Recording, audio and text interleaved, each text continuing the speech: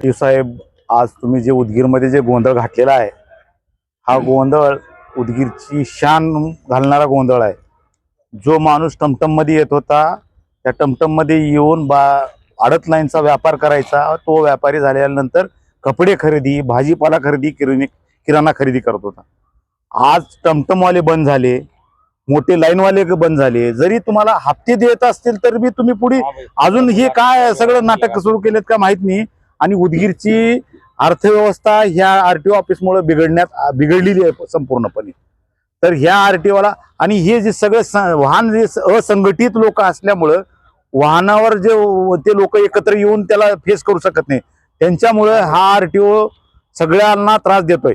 RTO Sontakke साहेब, या सगळ्याची चौकशी झाल्याशिवाय आता आम्ही उदगीरकर गप्प बसणार नाही, हे सगळ्यांनी लक्षात घ्यायचं आहे। आणि हा अन्याय उदगीरकर कधीही सहन करणार नाहीत, हे लक्षात राहू द्या।